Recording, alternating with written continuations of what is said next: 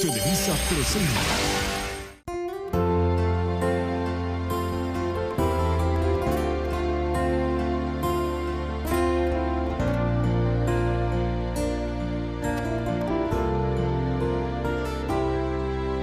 Anong lihim mayroon sa isang tinig, umuugi sa puso at damdamin. Siyang bulong manatili sa iyong pagsinta, dama mula paggising kahit nasan pa. Kapag ika'y lumayo, nanaisip mo ba mawala sa mundo? Handog, alay ng may kapal na sa'yo'y ibigay, pagsuyong wagas,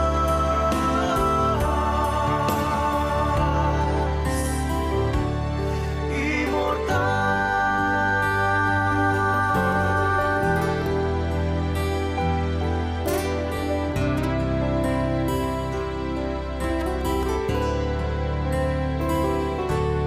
Malalaman niya ng asawa mo. Kung hindi ka tatahimik, puputulan kita ng dila, Hindi Felipa! ka mo tumahimik.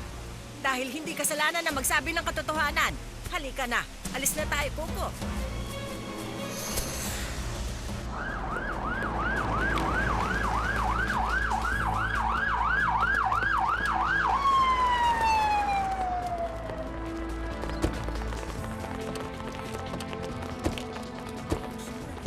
Ay, kamaring Meche!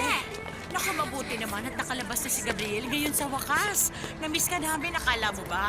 Ibig sabihin, bihira ka na naming makita. Kasi nga nagbabantay ka sa ospital.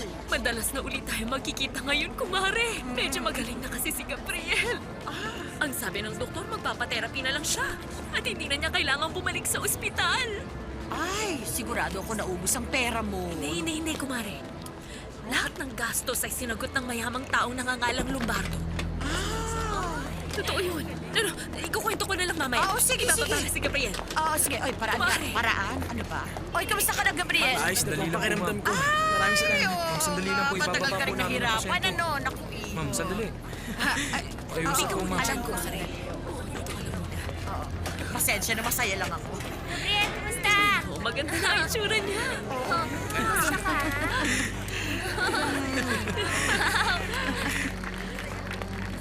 Excuse me. Hinahanap ko yung taong si Gregorio Diaz. Kilala mo ba siya? Saan siya nakatira? Ang alam ko, nakatira siya sa Bandaron. Ewan ko kung nandyan siya. Dapat sinalubong niya si Gabriel, nakadarating lang. Ang kawawang bata na sagasaan, kailan lang. Talaga?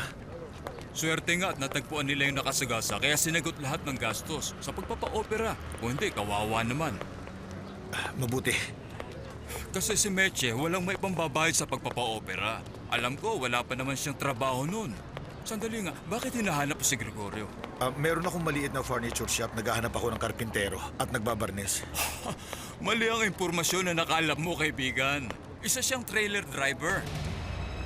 Siguro may alam nga siya sa pagkakarpentero na hindi ko alam, pero problema nga niya, wala siyang trabaho ngayon. Pa-extra-extra lang siya. Kung gusto mo, sasabihin ko sa asawa niya, best friend namin Chita. Sinong Michita? Si Meche! Siya yung sinasabi kong kapatid ni Gabriel, yung batang nasagasaan ng trailer driver. Teka, gusto ko lang maliwanagan. Talaga bang si Gregorio ay trailer driver? Oo. Maraming salamat. Hindi naman siyang kailangan ko. Ang hinahanap ko ay karpintero. Maraming salamat sa impormasyon. Sige. Alis na ako. Salamat! Ay, salamat nakauwi na rin kami dito sa bahay. Ay, oo nga. Salamat naman sa Diyos na tapos din ang lahat. Sabi ng doktor ko magtsatsaga lang ako, makakalakad na ako ulit. Ay, hindi mo alam kung gaano ka-desperado ang batang to. Mga ilang araw lang makikita mo naglalakad na kami dyan sa labas. Oo, sigurado yan. Pero ang una kong gagawin, pupunta ako ng simbahan at magpapasalamat ako sa Diyos. Tama yung sinabi mo. Ay, Mare, ano nang ang ginawa mo sa perang natira, ha? Ay, Ibinalik namin. Ano ibig sabihin binalik? Kailangan yung perang yun. Tapos ibabalik nyo na lang ang pera ng ganun-ganun lang. Binayaran na nung lalaki yung mga bill sa ospital, pati ang mga gamot.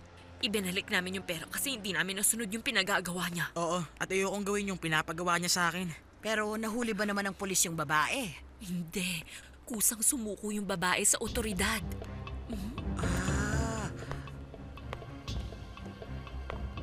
Anong sabi niya nung isinauli yung pera? Nagalit ba? Hindi ko alam. Hindi nga namin siya nakausap. Ibinigay ko yung pera kay Eric para isauli sa kanya.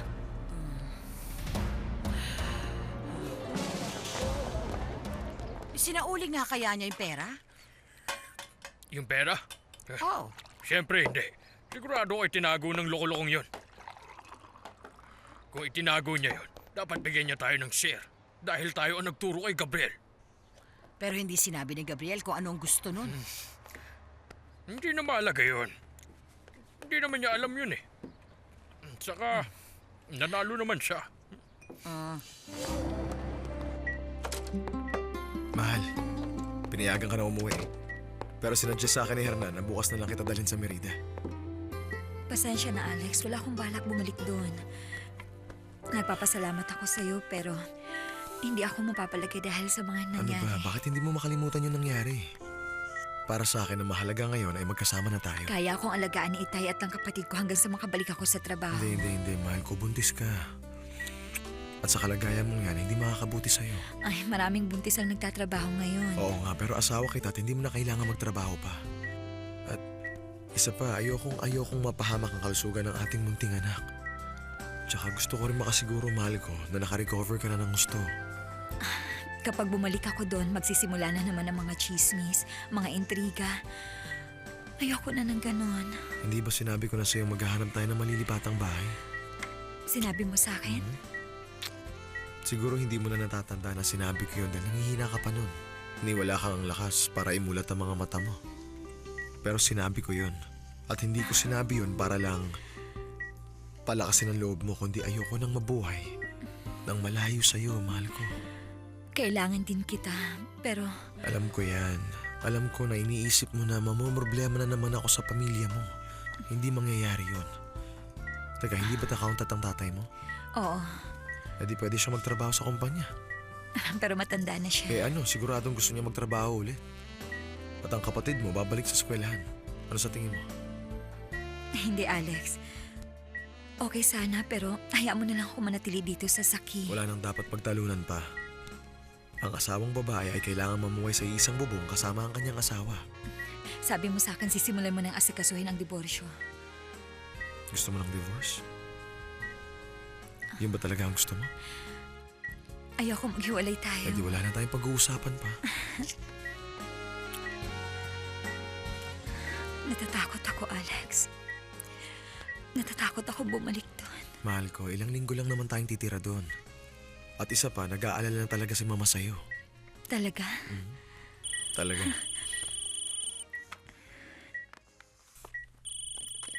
Sabi ko na sa'yo eh. Hello, Mama.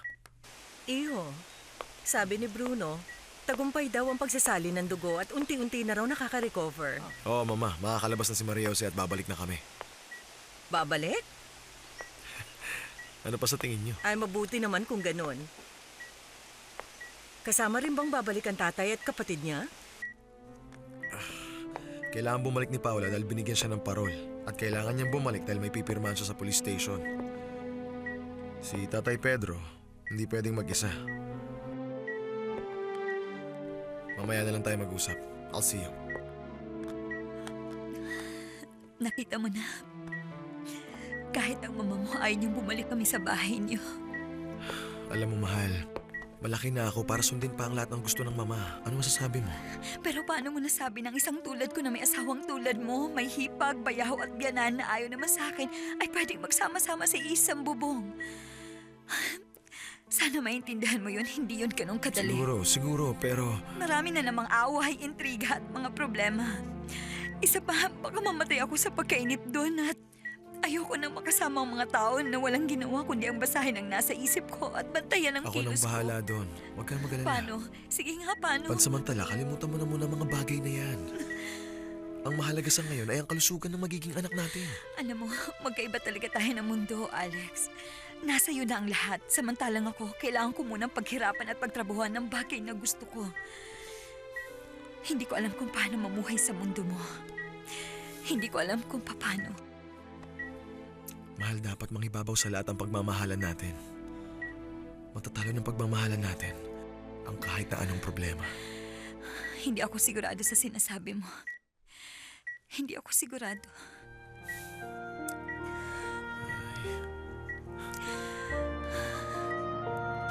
Filipa, kailangan nating ipahanda kay Ezekiel ang kwarto. Lagyan niya ng malinis na kumot at tuwalya. Ikaw nang bahala doon, Filipa. Sa kabila ng pagkukunwari, halatang ayaw mo nang pabalikin si na Maria Jose dito sa bahay. Ano pa nga ba? Madali lang kay Alejandro isipin ang lahat dahil in love siya sa babaeng yon.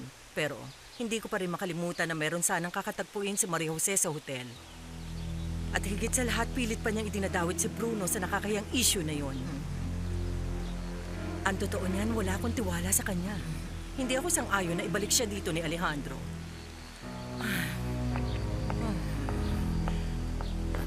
Coco! Coco! Isang ka ba nang galing aso ka? Kanina pa kita hinahanap, ha?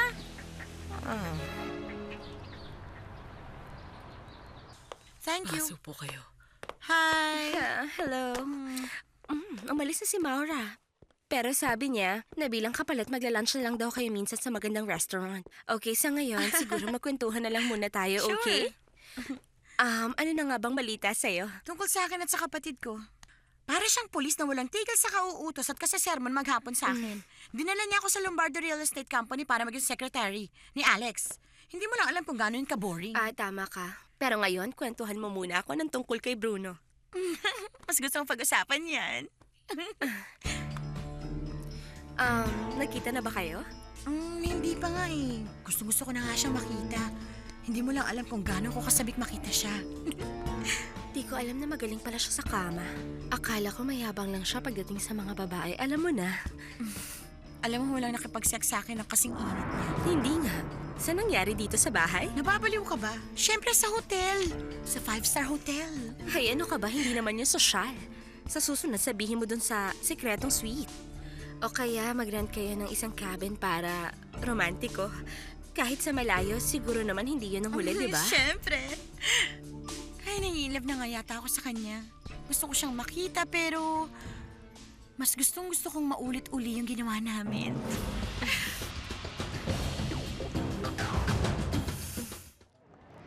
Teka ate, babalik na rin ba tayo sa Merida? Oo, pero ayoko. Ay, napakarami mo ng pagkakataon na sinayang. Paula, tigilan mo na yan. May dahilan ang kapatid mo. Ganon? Tignan niyo tuloy ang kinahantongan ng mga payo niyo. Yan, nakahiga si ate at muntik nang mamatay. Tama na. Huwag mo na nga akong sermonan. Okay, papayag na ako. Ate! Ang bait mo talaga. Yan ang pinakatamang desisyon na ginawa mo. Tatay, hahanapin ko lang muna sandali si Alex, okay? Paula. Inaalala mo na baka problema kami uli, hindi ba? Hindi lang po yun. May iba pang dahilan, Itay. Ang totoo naman yan, kami talaga ang naging dahilan. Anak, huwag kang mag-alala. Dapat ka nang mamuhay na kasama lang ng iyong asawa. Huwag mo kaming intindihin ng kapatid mo. Kaya naming mabuhay. Ano pong ibig niyo sabihin? Kapag nakapirma na si Paula, pabalikin mo siya kaagad. Hindi ako sasama. Hindi, Itay. Hindi kayo pwede mag-isa dito. Si Paula ay isip bata pa at irresponsable. Matututo din siya. Ang problema, sasakit na naman ang ulo ko sa Huwag kanya. mong intindihin, anak. Ganito ang buhay. Mawawalay ang mga anak para makapagsarili. At ang isa ay kailangan matutong palayain sila. Kahit masakit ito sa akin, kailangan natin magkalayo, anak. Mahabang panahon na tayong magkakasama, iha. At ngayon, may sarili ka ng pamilya. Meron ka na mabuting asawang nagmamahal sa'yo. At anak na dapat yung alalahanin. Magsimula ka sa bago mong buhay. Hindi ko po kayo pwedeng iwan, Itay. Malapit lang naman ang Merida, anak. Bibisitahin ka naman namin doon. Ay, mamimiss ko po kayo. Ganun din ako sa'yo, anak. Dumadaan ang panahon. Magsimula ka sa bago mong buhay. Hindi magtatagal si Paula ay mag-aasawa. Gusto ko namang makasama ang magiging mga apo ko. Palagi pa rin naman tayong magkikita, hindi ba? Itay, mahal na mahal po kita. Ako rin, anak ko. Alam mo kung gaano kita kamahal. Mahal na mahal ko kayo ni Paula.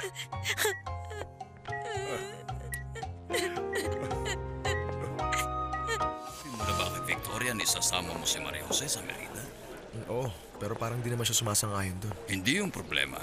Hindi niya lang siguro naisip ang dapat. Nakita niyang pinalayas mo si Maria Jose tapos babalik ka kasama siya. Baka naalala niya ang gulong nangyari kaya umalis si Maria Jose sa bahay. May iba tayo. Wala ka bang alam kung anong gusto ni Brunong kapalit sa pag-donate niya ng dugo? Hindi si Bruno ang dapat pag-usapan. Gusto kong maintindihan ng lahat na si Maria Jose ang asawa ko at magkakaroon na kami ng anak. Mahal ko siya, Hernan. Natural lang, napakisamahan ko asawa ko. Mahal ka ba niya? Oo naman, mahal niya ako. Well, huwag mo sanang isiping nakikialam ako. Bumalik tayo kay Victoria. Alam na alam mong matagal ko na siyang kilala. Diborsyado na ako ng maraming taon. At pareho na kami nag-iisa ngayon. Matagal na akong may gusto sa kanya. Ang gusto ko sanang sabihin sa iyo ay kung pwede na ba kami magkaroon ng relasyon? Huwag mo sana masamain, sana'y pumayag ka. Sa tingin ko, ang dapat mong kausapin tungkol dyan, Hernan, ay si Mama, hindi ba? Siya ang makakasagot dyan sa tanong mo. Ano man ang desisyon niya, walang problema sa akin. Tama ka. Pero napansin ko ang kaibigan mong si Architect Alanis ay may gusto sa kanya at mukhang, yun ang pakiramdam ko. Hindi ko alam kung paano kayo papaliwanag. Si Fernando ay mabuting empleyado. Hindi ko nabanggit sa'yo pero para ko na siyang kapatid. Para na rin pala siyang anak ni Victoria. Wala akong magagawa tungkol sa issue ng aking mama at ayoko makialam. Kung gusto mo, Hernan, kausapin mo siya. Kung mahal ka rin niya, mabuti. Pero kung may iba na siyang mahal, wala na tayong magagawa doon. At kung ano man ang maging desisyon nila, sa kanila na yun. Wala na tayong magagawa ron. Tulad niyo ni Maria Jose? Oo, syempre. Ay, pambihira, malungkot ka na naman. May masakit na naman ba kay Maria Jose? Ha? Wala. May iniisip lang ako, Chuchu. Sinabi niya sa akin, babalik siya sa Merida kasama ang asawa niya. At ako'y may iwang mag-isa rito. Kailangan na kami magkahiwalay, Chuchu. Masakit yun para sa akin. Huwag ka nang malungkot. Ano bang ibig mong sabihin maiiwan ka rito? Sigurado akong hindi papayag si Senyorito na maiwan ka rito na nag-iisa. Siguro nga. Pero kinakailangan nila magsimulang mag-asawa. Saan ka ba naman nakakita ng lalaki nag-asawa na pati ang buong pamilya na napang-asawa ibinahay? Maling-mali yun. Ayaw kong umasa sa manugang ko at sa tulong niya. Nakakahiya, Chuchu. Hindi yun magiging problema sa kanya. Dahil alam mo namang napakayaman ng taong yun. Siguro nga, Chuchu. Pero kailangan ko ng kahit konting dignidad at mabuhay sa sariling sikap. Isa pa, Chuchu, kaya ko pa namang magtrabaho. Kahit nga lang kargador sa palengke, pwede na yun basta sa malinis na paraan. Gagawin ko. Basta't may mapagkukunan lang ako ng pera at mabuhay ako ng tahimik kahit nag-iisa. Pero pag-isipan mo pa rin mabuti, yan ang may papayo ko. Pagod na ako sa pag-iisip, Chuchu. Parang gusto ko nang umuwi. Magpahinga at matulog. Abay kung ganon, umuwi na tayo. Halika na, tayo na.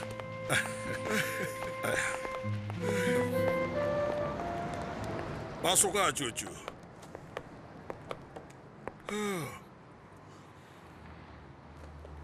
Alam mo, kaibigan, may sasabihin ako. May naitabi akong pera na bigay sa akin ni Senyorito Alejandro.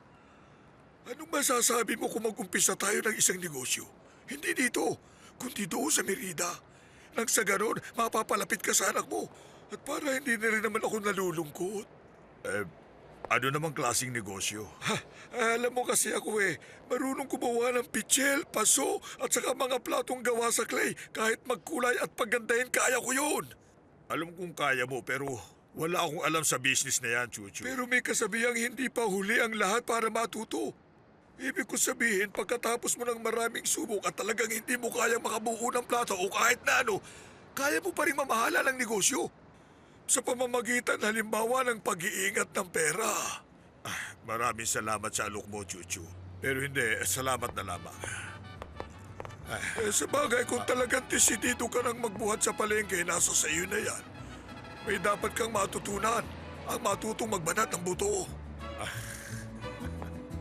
Kahit mahirap para sa akin, pero ito ang tamang Hindi, gawin. mahal ko. Huwag mo sabihin yan. Hindi ako papayag dyan. Matanda na ang tatay mo at si Paula, hindi pa alam kung ano ang gusto. Paano sila makakapagsarili? Kailangan nilang gawin. Hindi mo sila responsibilidad. Maraming salamat sa pag-aalaga mo sa kanila, pero makakadagdag problema lang sa pamilya mo kung kukunin mo pati ang aking pamilya. At isa pa, kailangan matuto ni Paula. Hindi siya matututo kung lagi mong ibibigay ang gusto niya. Aminin mo nga sa akin. Ang inaalala mo ba ay masyado na ako napagsasamantala ng pamilya mo? Oo, pero hindi ako ang nagdesisyon. Ang itay ko may gusto noon. Ayaw niya kasing isipin niya na inaasa namin lahat ng kailangan namin sa'yo. Kailangan namin siyang unawain. Hindi namin siya pwedeng pilitin, pero kung sa palagay mo yan na makakabuti, huwag mo nang ipilit. O sige, pero kung akong tatanungin mo, mahal ko, gusto ko silang isama pa uwi. Bukas ang pintuan ng bahay para sa kanila kung gusto nilang bumalik doon. Okay, sige. Salamat. Basta ikaw.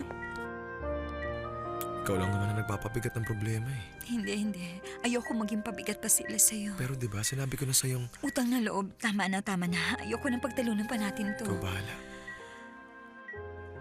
Magdala ka na lamang na isang pambihis na damit dahil isang gabi ka lang doon. Bakit naman po? Babalik ka rin kaagad. Anong ibig niyo sabihin? Kinausap ko na ang kapatid mo. Sasama siyang pabalik sa asawa niya pero di tayo sasama. Ang gagawin mo, aalis, pipirma, babalik ka dito. At bakit? Ang sabi ni tatay, doon na tayo titira. Oo nga, nandun na ako. Saka napakaraming problema na ang naibigay natin sa kanila noong naroon pa tayo.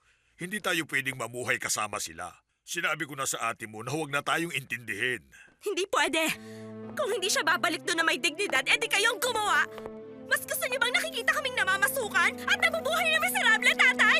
Hindi man tayo kasing luho ng gusto mong buhay pero nakakaraos naman tayo.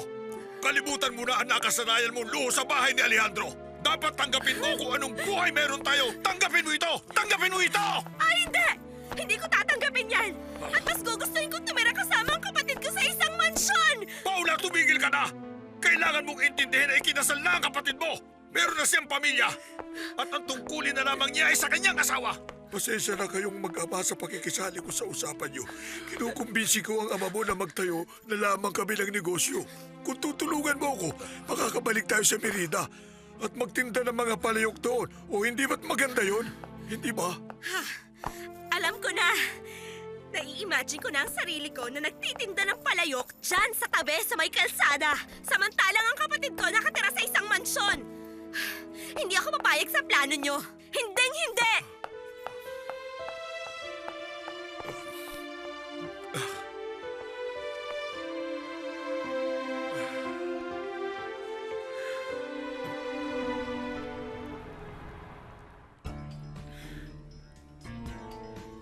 Walang nakapag-sex sa akin na kasing init niya. Nababaliw ka ba? Siyempre sa hotel. Sa 5-star hotel.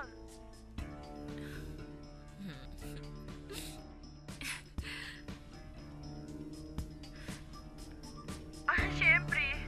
Naiinom na nga yata ako sa kanya eh. Gusto ko siya makita pero mas gustong-gusto kong maulit-uli yung ginawa namin. Yun lang?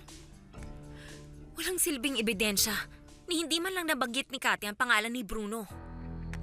Ano? Hindi mo narinig? Ay, baka naman nasabi niya muna bago mo na i-record. Wala kang silbi. Si Katya ay may tiwala sa'yo at hindi sa akin. Well, yes. Pero alam mo naman nagkukwento lang siya tungkol sa mga bagay na yun sa'yo. Sinayang mo lang. Wala ka talagang silbi. Kailan ka ba matututo? Napakahirap mong turuan. Walang nakipag-sex sa akin na kasipiling niya. Nababaliw ka ba? Ang tangang yun, hindi man lang niya nagawa ang pinagagawa ko. Hindi ako makapaniwalang di niya napansin na di man lang nabanggit ni Kati ang pangalan ni Bruno. Well, nabanggit na rin naman ni Katya yun. Sinabi niya kay Lisette na hindi yun ang huli, kaya huwag mo siyang i-pressure. Ganun lang yun. No, hindi madali yun. Napakatalino ni Bruno. Huwag mong madaliin. Baka makatunog siya. Baka kumbinsihin niya si Katya na i-deny ang lahat. Sandali, sasagutin ko lang ito.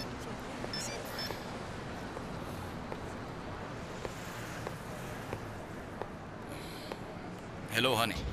Buong maghapon kitang tinatawagan pero hindi mo naman ako sinasagot.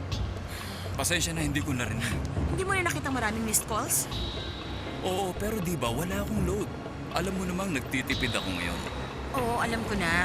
Pero wala ka rin sa bahay mo. Hindi ako naniniwalang wala kang pera maghapon kung wala ka doon. Nasa ka ba ngayon?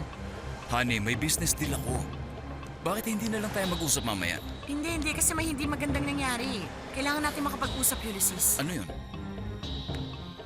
Ang buwisit na si Felipa, nakita niya akong pumasok sa apartment mo at naghihinala siya ngayon na may namamagitan sa ating dalawa.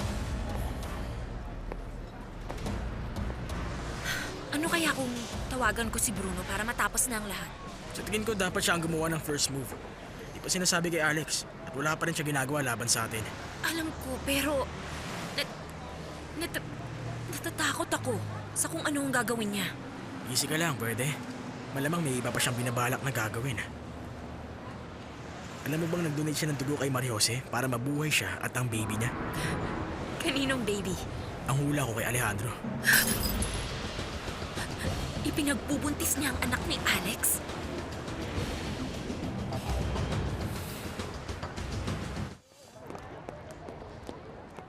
Hi, Itay. Nalulungkot akong pumunta sa Merida na hindi kayo kasama. Ayoko pong iwan kayo. Oo, alam ko anak. Pero ayos lang naman ako. Baka sorpresahin na lamang kita pag nagkataon. Ano pong sorpresa? Malay mo, bigla kitang dalawin doon. Kahit malayo yun. Siya nga pala, bago ka umalis, pwede bang humingi ako sa'yo ng pabor? Hindi para sa akin, kundi sa kaibigan ko. Kaibigan? Oo. Natatandaan mo ba yung babaeng kasama naming nakulong sa Merida? Siyempre, no? Nagtatrabaho siya sa bar na yon. Nakulong siya dahil sa pagtatanggol sa akin. Kawawa naman, nawala ng trabaho dahil sa amin. Kawawa naman siya. Pati siya nadamay pa. Pwede mo bang ipakiusap kay Alejandro na mabigyan ng trabaho sa bahay nila? Itay, hindi po natin alam kung mabuti po siyang tao. Mabait siyang tao. Sinisiguro ko sa'yo. Kaya nakikiusap ako. Alam mo naman ngayon lamang ako humiling sa'yo ng ganito. Alam mo kasi may kapatid siyang naaksidente at gusto ko sanang makatulong sa kanya. Ano sa palagay mo ang ideya ko, senyorito? Mukhang maganda, Chucho. Kausapin mo yung namamahala doon. Doon sa Central Market ng Merida. Sabihin mong bigyan ka ng pwesto doon at babayaran ko. Napakaswerte ko talaga sa inyo, senyorito Alejandro. Palagi niyo akong tinutulungan kapag lumalapit sa iyo. Hindi na kami magkakalayo ng kaibigan ko si Pedro. Sa totoo lang ha, mas maganda yung may matatag na trabaho at magtatagumpay kami. Salamat sa tulong mo, senyorito. Pagbubutihin namin. Wala kang dapat ipagpasalamat sa akin, Chucho. Sayang nga, kasi meron sana akong ihahanda para sa kanya. Pambira, hindi ko kayo maintindihan, senyorito, pero ginto ang kalooban niyo. Hayaan natin magkaroon siya ng dignidad at makita niyang kaya pang buhayin ang sarili niya. Ha? Kapag ay isang tao ay tumatanda na tulad namin, dapat mapatunayan kaya pa. O kung hindi man, mas mabuti pang mamatay na lamang ang isang tao kung gano'n. Naiintindihan kita, Chucho. Malinaw na naiintindihan kita. Saan ko ilalagay ang address, anak? Sa pitaka ko na lang po. Salamat. Huwag niyo po akong kalimutang tawagan, ha? Tawagan niyo po ako araw-araw. Hindi mo na kailangan sabihin yan, anak. Tatawagan kita lagi hanggang sa mabing ka na. Itay, mamimiss ko po kayo ng husto. Mamimiss ko po kayo. Mamimiss din kita, anak. Itay ko. O, paano? Mahal ko, alis na tayo. Ayos ka lang ba? Oo.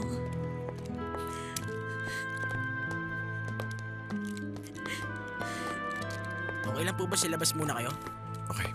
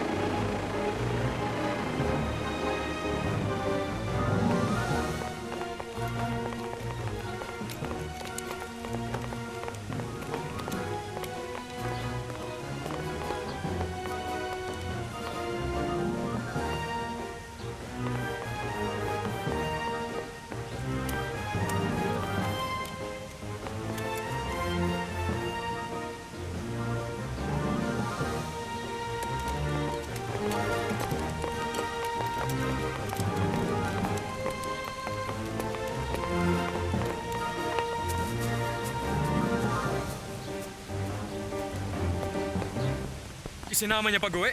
Natural lang. Asawa Oo, niya yun. maraming kasinungalingan ang ginawa niya sa akin. Natural din bang guluhin niya ako sa pagbalik niya? Ano bang akala mo? Iiwan siya doon ni Alejandro? Hindi pwede yun. Magkaka-baby na sila. Paano mo naman nasabing kay Alejandro? Pwede rin sa'yo. Siguro nga. O baka kay Mario Aguirre o sa iba. Anyway, kung talagang apo ko nga ang batang yon, galing sa'yo o kay Alejandro, tatanggapin ko siya ng maayos, huwag kang mag-alala. Naipaalam ba sa inyo na may meeting tayo sa mga abogado? Hindi. Pero bakit hindi niyo muna hintayin si Alejandro? Nakabalik na siya, hindi ba? Yan ang magiging batay ng meeting. Hindi ko kailangan maghintay na matagal. Wala kang sasabihin. Ay, saradong bibig ko. Dahan-dahan lang po pakiusap. Kamusta pakiramdam mo? Iha. Kumusta? Maayos na po ako, madam. Salamat. Ay, maputla ka pa. Masakit pa ba ang balikat mo? Medyo na lang Huwag kang po. gagalaw. Ingatan siya sa pag-akyat. Mas maganda kung doon uli siya sa dati niyang kwarto para mas komportable. Hindi, mama. Doon siya sa kwarto ko para masikaso ko siya mabuti. Tayo na, dahan-dahan sagdan. Aakyat ako mamaya para mapalitan ka ng malinis at magandang pajama. Salamat po. Ay, nagulpi ka rin ba nila, Iha? Opo, masakit pa po. Ay, I'm so sorry. Sige na, magpahinga ka na sa dati mong kwarto. Salamat po. Sige. Salamat. Sige. Nasaan ang kanilang tatay? Nagpaiwan na siya sa saki. Sumama yung kapatid niya para pumirma sa police station. Matapos yun, aalis din siya. Si Alejandro ba nagdesisyon nun? Hindi, silang lahat. Maraming salamat sa lahat, Hernan. Gusto kong imbitahan kang kumain sa labas. Bukas ng hapon. Okay. Alam mo bang may meeting tayo sa mga abogado ngayon? Ngayon? Desisyon yon ni Bruno. Alright, Mary. O sige, thank you. May meeting tayo mamayang hapon kasama ng abogado ni Bruno. Kasama rin ng board members. Siguradong itong sinasabi ko noong pa, Alejandro. Pero bakit kasamang board Hindi ko alam, members? Mama. Well, pwede nating i-postpone. Hindi, ituloy natin. Hernan, maraming salamat sa mga tulong mo. Ipapacheck up po si Maria Jose sa'yo bukas para ma-monitor ang pagbubuntis niya. Oo, sige. Kailangan talaga yun. O paano, magkita na lang tayo mamayang hapon. Sige, maliligo muna ako. Salamat ulit. Sige, Alejandro. Pupunta ka ba sa meeting? Oo, syempre naman. Kayo na ang bahala kung paano nyo gagawin. Basta ipaalam nyo lang sa akin. Oo, basta sigurado ako sa gagawin natin. Susunod na lang. Ano kaya kung gawin natin bago magsimula ang meeting? Tama, magawa na natin. Hi. Kamusta? Mabuti. Anong sabi ng iyong mama? Wala, pero masaya siya nung dumating ka. Napansin mo ba? Oo, pero Mag-usap na Hindi lang tayo ko. mamaya, mahal. May company meeting lang ako na kailangan puntahan. Kaya kailangan ko na umalis, pero uwi ako agad. Oo, sige, huwag kang mag-alala. Okay lang ako. At saka, inaasikaso naman ako ni Filipa. Tinulungan niya akong isuot itong pajama, sinuklay ang buhok ko, kampante ng loob ko. Ang kapatid mo nga pala. May pipirmahan siya sa police station. Sino magmamaneho? Ewan ko, baka isa sa mga driver.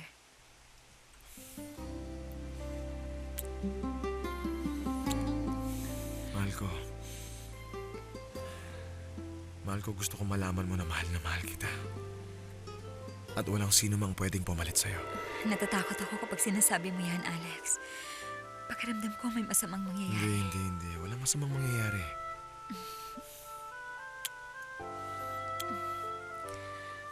Uwi ako agad. Oo.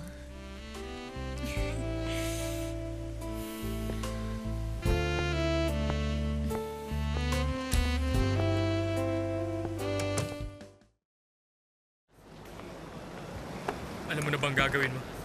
Opo, sir. Sigurado ka? Sigurado. Mabuti. Iwan mo sa parking lot ang kotse pagkatapos umalis ka na. Opo, sir. Hello. Ano ka, sir? Aalis lang ako sandali Oh, saan ka pupunta? Sa meeting room. May meeting ba? Oo. Pupunta din si Bruno? Siyempre, meeting ng shareholders at pamilya nila. Kung gano'n, hihintayin ko na lang siya. Hi, good afternoon. Good afternoon po. Okay, nalaman na natin ang kasunduan. Ang kasalukuyang samahan ay kanselado at may bago ng binuo. Ang shares ay didivide sa equal parts. Isa para kay Madam Victoria, isa para kay Madam Raquel, kay Mr. Albeniz, kay Mr. Alejandro Lombardo at sa kanyang asawa. Ang mga natitirang shareholders ay mananatili pa rin ang kanilang porsyento na nakaalat sa kanila noon. Kaya kung sino man ang umaayon ay itaas ang kamay. Okay? Walang gustong magsalita. Excuse me. May gusto sana akong gawing proposal. Minumungkahi ko na maging presidente ng ating bagong samahan, si Mr. Bruno Albeniz. Sandali lang. Wala tayong pinag-uusapan tungkol dito. Gaya ng kahilingin ni Mr. Albeniz, natapusin na ang usapang to. Mabuting ipagpatuloy muna natin to. Kailangan may record natin lahat ng detalye na mapag-uusapan natin dito sa meeting. Pagbotohan natin to. Absolutely. Kung sino man ang sumasang-ayon magtaas na kamay, maliban sa iyo, Mr. Albeniz, hindi ka pwedeng bumoto. Alam ko. Si Mr. Rojas at si Mr. Torvar ay sang-ayon. Sino ang tumututol? Dalawa sa pabor at dalawa sa tutol. Saan kayo panig, sir?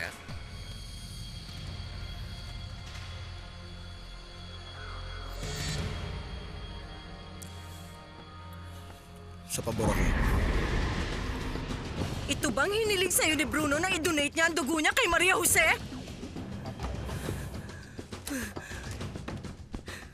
Isa kang demonyo! Isa kang demonyo! Ito ang katunayan na lahat ng bintang sa'yo ni Maria Jose ay totoo! Dahil ang taong ginagawang pagkakitaan ng buhay ng iba ay walang kwenta! Hindi ko ito tatanggapin na anuman ang mapag-usapan nyo! Una sa lahat, mali ang iniisip mo, Mama. At isa pa, isa tong formal meeting na nag-agree na karamihan ng miyembro. Wala akong pakialam! Hindi ko ito matatanggap! Magreklamo ka sa husgado! Wala akong pakialam! Walang yaka! Totoo ba talaga ang sinabi ni Mama? Na kinausap mo si Alejandro na ibigay sa'yo ang pagiging presidente kapalit ng binigay mong dugo kay Maria Jose? Hindi yan totoo. Nababaliw na siya. Ang inutil na yun, nilaso ng kasinungalingan ng isip niya.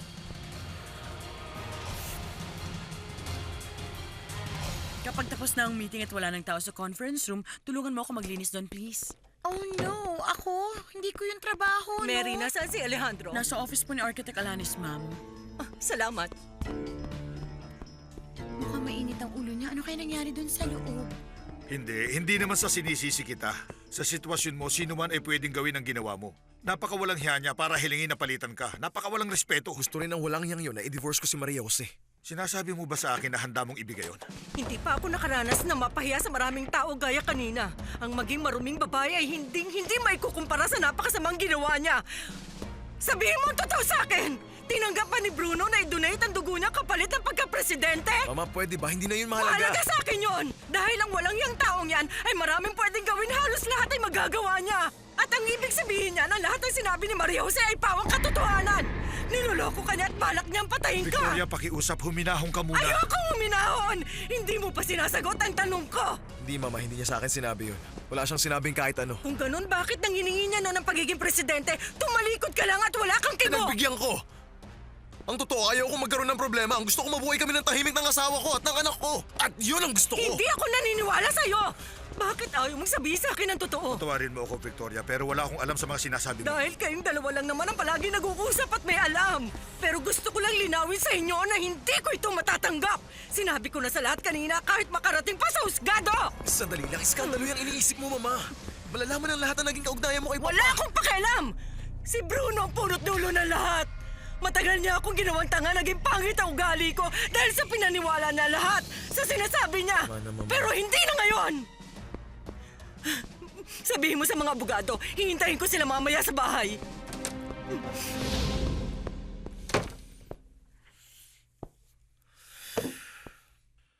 Anong gagawin natin? Ewan ko, Fernando. Ewan ko. Paano nagawa ni Bruno na makipagsabuatan kina Rojas at Alvarez? Nagawa nilang inominate at iboto si Bruno. Anong mahihita nila ron? Hindi nakapagtataka. Ayoko talaga malagay sa iskandalo si Mama. Hindi yun makakabuti sa kalusugan Hayaan niya. mo siya. Hayaan mo. Baka nga, yun ang makapagpapalaya sa kanya. Nagpahiwatig sa akin si Alex na may hinihingi kang kapalit pero hindi ko maisip na iyon ang pagiging presidente. Sinabi ko na hindi totoo yun! Sandali muna, paano naman ang shares na para sa akin? Private meeting to, Raquel. Hindi dapat pag-usapan ng mga ganyan. Tama siya, ma'am. Kailangan natin itong i-record at magkaroon ng panibagong meeting bago ipanotaryo. Sinabi na ni Mama na hindi niya matatanggap yon. Nakikita mo ba? Nangyari ito dahil sa hangarin mo na maging presidente. At para ano? Para paghirapin kaming lahat? Dahil alam naman namin na wala ka silbi. Manahimik ka, stupida! Umilahon ka, Bruno! Mabuti pa umalis na tayo. Sige, umalis na tayo. Alam mo ba kung sino stupido ngayon dito? Ikaw! At ngayon, inilagay mo sa alanganin at kahihiyan ng buong pamilya. Ang lahat ay dahil sa'yo! Wala akong pakialam! Wisit! Hindi lang binata masagasaan ni Paula. At kilala pala siya ng matanda. Ay, Diyos ko, ayoko mag-isip ng kung ano-ano. Bakit wala nagsabi sa akin na may meeting ngayon? Private meeting to, Raquel, kaya hindi ko na ipinaalam sa'yo, okay? Okay lang, Alejandro. Hayaan mo siyang makinig. Sige na, anak, maupo ka. Okay. So tungkol saan ito?